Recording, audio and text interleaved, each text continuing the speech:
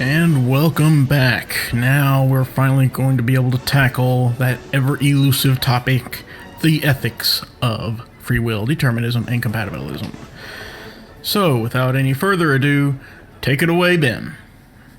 The main objection against determinism for libertarianism, assuming we've already knocked out compatibilism, I know you might disagree over that, but assuming we are having a debate between libertarians and determinists, the main argument is what we might call the moral argument for free will. And I've got a version of it that I might put forward. Actually, you know what? I had to look up the exact words. What this argument does, it's a reductio ad absurdum against determinism on moral grounds, or on the grounds of there being morals. You guys know what a reductio ad absurdum is. That's Latin for reduction to absurdity. Okay. If belief A is in dispute, and it can be shown that belief A logically necessitates belief B, which is absurd, then belief A is absurd, and what's absurd can't be true, therefore belief A is false. Does that make sense? That's the structure of a reductio ad absurdum. Basically, it's to lose the book definition a little bit. The reductio ad absurdum is to demonstrate that you have a belief, and somebody takes that belief and uses it to say, oh, well, if you support that, then reasonably you have to support, killing of speeders. It's like you support the death penalty for committing of crimes. Speeding is a crime, therefore we should shoot everyone who ever goes over the speed limit. Right. That's might not be the best example. That'd be using crimes ambiguously. But that would be a reductio ad absurdum argument. But it'd be using crimes ambiguously. In a valid argument, you'd have to stick with the same. You'd have to stick with the same sense of all the terms throughout the argument. We might say it like this. Here's a reductio ad absurdum that he used on me. I said, I really think this was dumb. Okay, I was wrong, but I said I really think somebody who supports infanticide really should be excluded from discourse. We shouldn't really even talk to them, because somebody who's that evil that they'd really support infanticide really can't be worth trying to debate with. And then he said, well, Plato supported infanticide in the Republic. And if you can't talk to Plato, you can't talk to hardly anybody. And I realized, wow, I guess I was wrong. I had to have been wrong. So that actually changed my mind. So reductio ad absurdum arguments can change people's minds, right? If they're valid, they were. Now, that's a reductio ad absurdum. Does that make sense? Another one that's a famous one, which is if you support abortion, then you support infanticide, because there's no significant difference between abortion and infanticide. That's another reductio ad absurdum argument, which the pro-life movement uses all the time. Pro-choicers think it's unsound, at least, but it's one the pro-life movement uses all the time. So there's an example of another one. And it's got 5 steps forward and 5 steps back.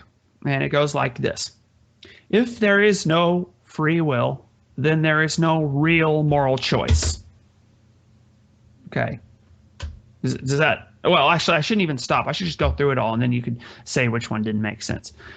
So A, there is no free will. If there's no free will, then there's no real moral choice. B, if there's no real moral choice, then there is no real moral responsibility. C, if there is no real moral responsibility, then there are no real moral values. D, if there are no real moral values, then there is no real moral value in honesty.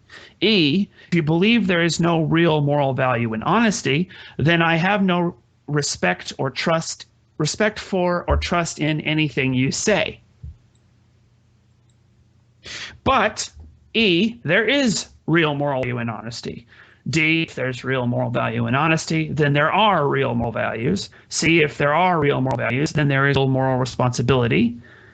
B, if there is real moral responsibility, then there is real moral choice. if there is real moral choice, then there is free will. Therefore, there is free will. Yes. It's a bit convoluted. I'm looking at possibly writing a book where I define Ridley in every single term in the entire argument. One of them goes from general to specific and puts it all out in symbolic logic and so on. But it really depends on, if you accept this idea of this moral realism that I'm always going on about, there have to be real moral values. That seems to necessitate there being free will. At least two, by this argument I've made. Yeah, I mean, it's a common argument. I certainly agree with it. Okay. Well, the determinist would come back and pretty much say that science depends on determinism. No, it doesn't. Well, that's what the determinist would say. No. Science plus a lot of philosophical baggage depends on determinism. That's what I'd say too. But that's my argument on free will. When you say things like most physicists don't believe in free will, well, that could be true. Whenever I approach the topic, I used to be really interested in physics, and I wanted to study it, as an undergraduate classes for it. I'd go up to my professors, and I'd ask them questions along those lines. I said, oh, that's philosophy, that's not physics. I'm really not qualified to say anything about that. So finally I was like, okay, well, I'll go study philosophy then. Yeah. That was my mentality. I don't think you can do an experiment that just undermines free will. I know they try, and they talk about when their choice is really made neurologically. It's just free will is not the sort of thing that you can dissect. Well, yeah, because it depends on a conception of what would have happened or could have happened. It doesn't just depend on the idea of what did happen. I've always figured science was more a question about the how than it was the why. And the free will and determinism, that's a why kind of question, not a how kind of question. Well, really, no, actually, it's a what question. What happened? You are in a poker game on the Enterprise, and Riker's giving you that look. The look. And you have to decide whether you're going to fold or check or bet.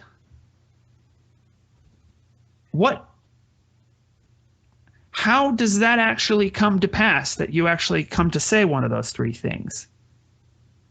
Is it simply a function of the electricity and chemicals in your brain that make the answer come out? And if somebody shook those chemicals up a little bit, you would have decided differently? Or is it that all those factors in the brain chemistry, are they actually under the control of something we can't see? Are they the actual causes of what we do? Or is something else causing them that we can't see, which would be this soul that has free will? We're not sure. What the free will idea says, really, if we want to get right down to it, is that every time a human being makes a significant decision, he or she has introduced a brand new chain of causation into the universe that was not there before and would not have been there if they didn't put it there. A deterministic model of the universe, there are religious determinists, okay, who believe that God determines everything that happens. Like Calvinists are a big example of that. And Calvinists have God as the prime mover who created the universe. Actually, deists have this as well. Deist determinists have God as the prime mover who in the very beginning created the universe in such a way that it's like a clock. It's going to tick until it winds down. And nothing's going to happen to interrupt this flow of events, because It's all set from that one prime motion that set it all going. Everything from that beginning is set because it can't be different because there's only one chain of causation. While what the free will person is saying is that no, actually every single one of us is doing what these religious folks think God's doing. We're introducing new chains of causation every time we make an important decision. Brand new ones that don't go back any further than our choice. So there's all these multiple different chains being created all the time in the free will universe. So the free will universe is much more complicated. Does that make sense? So that's a common criticism of free will, that it makes us gods. That's it's been said in history that that's a problem with free will. It's problems. If we're little gods, then we're little gods. You know. See, the part you keep losing me on is a part where you say the decision doesn't go back any further than this point. Yeah. Or that's the part that seems to just not make sense, because the decisions are based on what was happening before. It's not like they come from out of the blue. Yeah. Right. You're talking about influences. Now that's right. That is exactly the right thing to bring up about this. Influences. That is a common objection against the idea of free will as well, is that, we can't make choices unless we have these influences, these things to choose between that are behind us.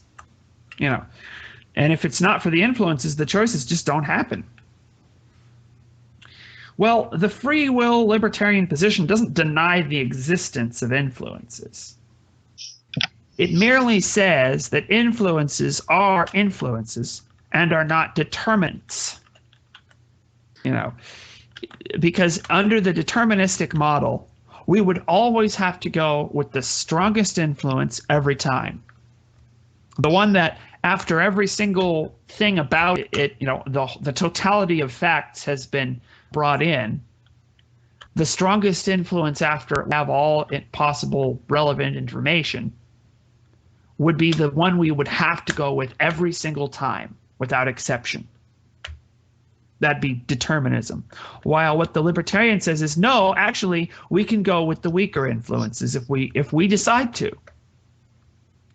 We could take the road less traveled. That's what that poem is saying, Robert Frost. But that's the thing. It's like those influence. That's what was confusing me earlier. Is you say, that libertarianism is, it starts at this point. There's nothing before it. But there's always something before it. Yeah, but there's nothing that is determined. There's no determining cause before it. Like, for example, the presidential election. We know there's going to be a president. And there's going to be an election, and that the election is going to cause the president, pretty much, right? Right. But we don't know which president it's going to be ahead of time. Which president it's going to be. You can't just say that which president it's going to be based on there's going to be an election. See what I'm saying? Yeah. There's this sort of invisible thing that, we have to actually vote first. Don't pay off your bets until the last horse comes in. I think that was what they say in elections.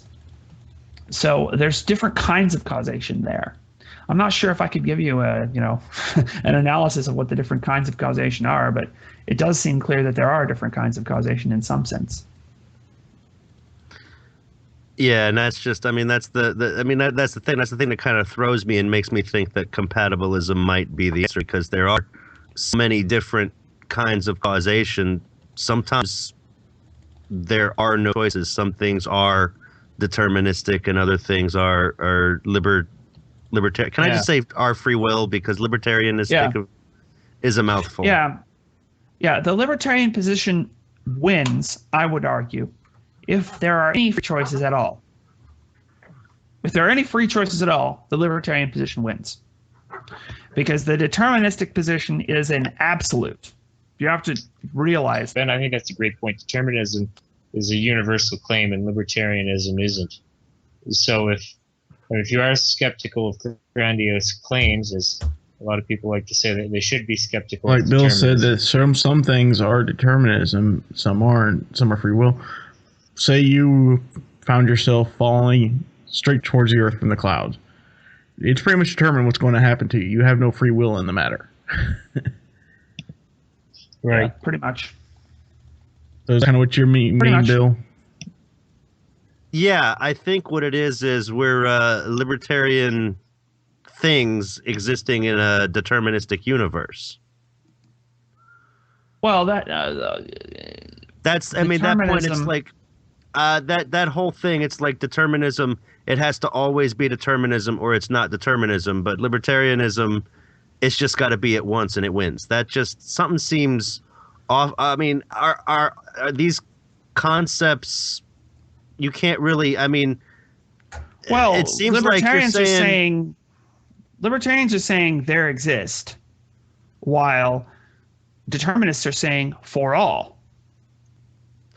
Yeah, and that's but I mean, the thing is, it's like one, it's like, shouldn't, if you're going to compare the two as being opposing systems, don't the rules have to apply equally both ways? I mean, I'm not really wording this clearly, I don't think, but it's just, yeah, if 99% of the time things are deterministic, but 1% of the time things are libertarian, then it's a libertarian system.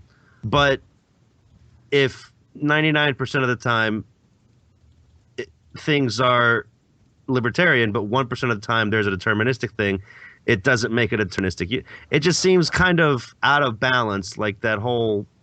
Well, you might look at it like this, that if we're trying to chart a deterministic universe, it's a straight line. A deterministic universe is a straight line. It goes from point A to point B to point C to point D to point E. You're saying there's no choice. And when we appear to have a choice in a deterministic universe, what look to us like possibilities are illusions. Only the thing we actually choose, the actuality, there in the future, that actuality is real. And that those what appear to us to be other possibilities are illusory. That's hard determinism. While libertarianism says, when you're faced with a choice and there are different possibilities in front of you, none of those possibilities are real until you choose. Maybe I just read too much Isaac Asimov when I was a kid, because I see it a little bit differently, and I keep thinking about psychohistory, which dealt a lot with individual choices. You can that accurately is very predict. Relevant. You can accurately predict the actions of a large group using statistical models, and the bigger the group or the more information you have, the more accurate your predictions are. Oh, that part's science fiction.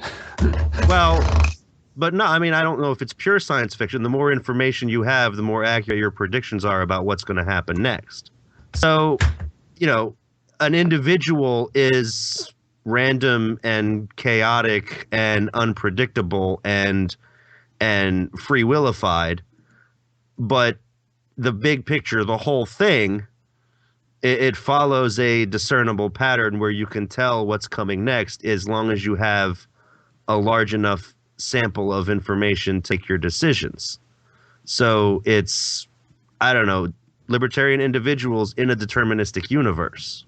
What those individual free will decisions are affects their tiny aspect of the universe, but you need for everybody to be acting the same way along a predictable pattern, along a deterministic pattern, in order for the universe to unfold a certain way.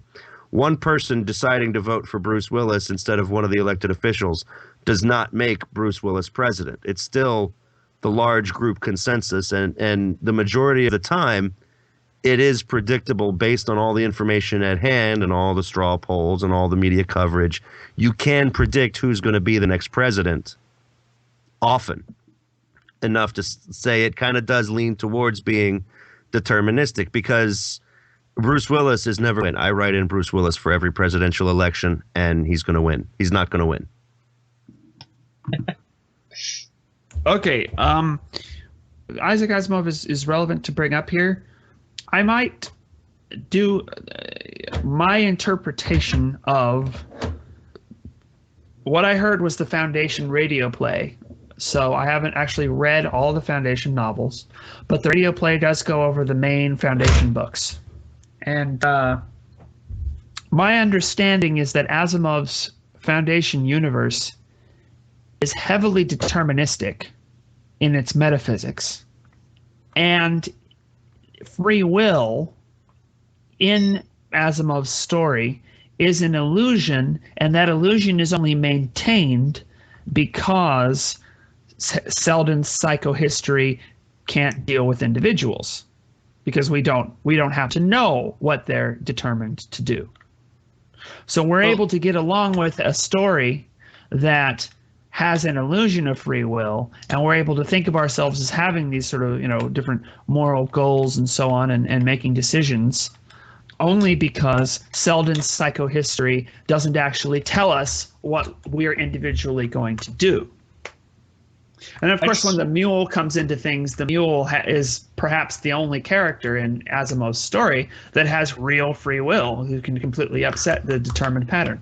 Well, I mean, I'm gonna say not really, because Asimov, when Harry Seldon sat down 100 years before they launched the Foundation colony, he made these pre-recorded messages. Hey, it's been 50 years. Guess what? This is what happened to you. And he does that weird, I'm a prophet, let me say things in a vague way so that it kind of fits the situation thing. Only he's a little more accurate than just saying, oh, the gray dog will strike down the blue wombat. He says, so you're going to use this socioeconomic balance to deal with it.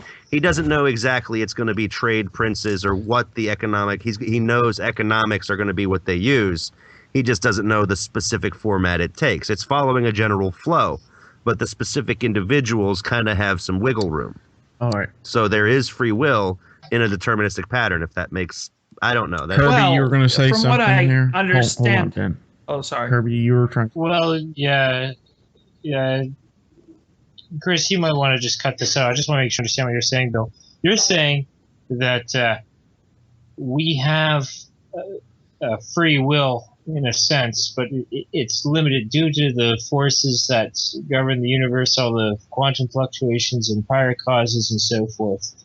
The law of averages cancels out whatever free will sort of an impact we have. I mean, with Chris's example, yeah, you're falling and you've got some freedom to sort of kick your legs every which way, but you're not really going to make an impact in the end. It's going to be canceled out. Your free will, your decisions are canceled out by environmental factors which influence your decisions, genetic factors that influence your decisions, and in the end, your free will is just not meaningful.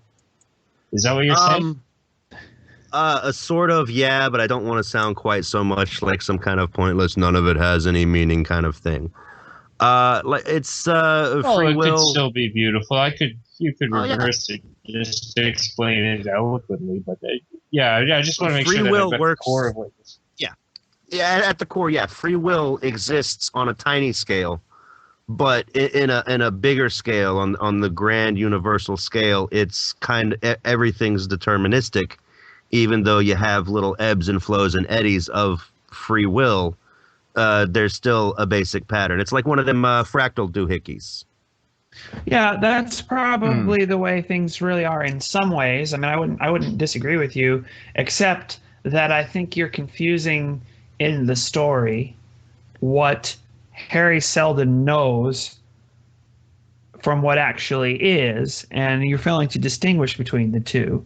See, all Seldon actually says, if I remember correctly, is that he doesn't know what our little individual actions are going to be. He doesn't say they aren't determined. He just says he doesn't know what they are with the laws of psychohistory. And I really think that Asimov is a determinist in his metaphysics and in the metaphysics of his story. But you could do eisegesis and try and read a non-deterministic Foundation trilogy or series if you want to, and say, you know what, the individuals in the Foundation series really do have free will, even though they can't actually affect things on a universal scale without having the mole's powers or whatever. Well, I mean, that's kind of the thing. I mean, if Asimov's but what I'd foundation... like to point out, if you do that, the difference between the general libertarian model and that model is not a metaphysical difference. It's a sort of moral or meaning difference. We should wrap it up, and why don't we just give Bill the last word? We probably should. Oh, no. Well, I do kind of have to go eat some food. The missus did come home, and I don't want to be the final word guy. I just want to point out that, at least as far as the Asimov thing goes, it wasn't necessarily a deterministic universe, because the whole second foundation was using their free will to choose to make it a deterministic universe, which is a weird kind of screwy double loop back. I mean, if you use your free will to choose to be deterministic, does that make it a deterministic universe? That'll be my final thought. I'll let the smarter people answer that. I do need to go eat. Okay. Yeah, the radio play didn't get that deep into it. Well, thanks very much, guys. I think we've had a good discussion. Of course, I talked way too much and interrupted people way too much. I'm sorry about that. But I think we all got our points across, I hope, all of us. Nobody's feeling like they got snubbed today. I hope they're not. No, Ben. I mean, I think it was pretty clear going into this that I wasn't going to have a whole lot to say on the subject anyway. But we've run out of time once again, so I'm afraid we'll have to stop it here. So, thank you for listening to us. You can find us at Trekosophy.com, like us on Facebook, follow us on Twitter, and of course send us your thoughts, suggestions, and whatever other emails you'd like to send to Trekosophy@gmail.com. Please leave us a review in the iTunes store, and send us any questions you'd like to have answered. We also have a donate button on our site that's relatively new. If you'd like to support our podcast and want to see it continue, then please consider donating. And join us next week. We've already recorded a new episode that will be about Hugh from iBorg. So, for Bill Allen, Ben McLean, and Brandon Kirby, I'm Chris McGee. We'll see you next time on Trekosophy.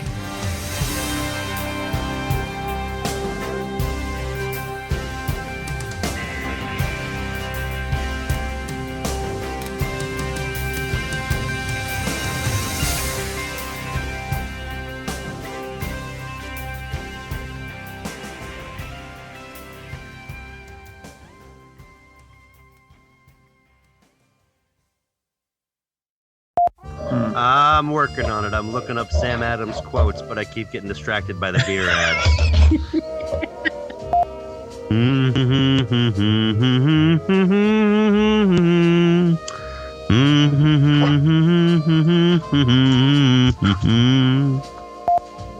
Yeah, we're going to go with this America intro. We're going to have to do a Canadian intro sometime just to make it up to Brandon. Yeah. Well, Put the old Canada theme. I was thinking the Rocky and Bullwinkle theme, but that works too.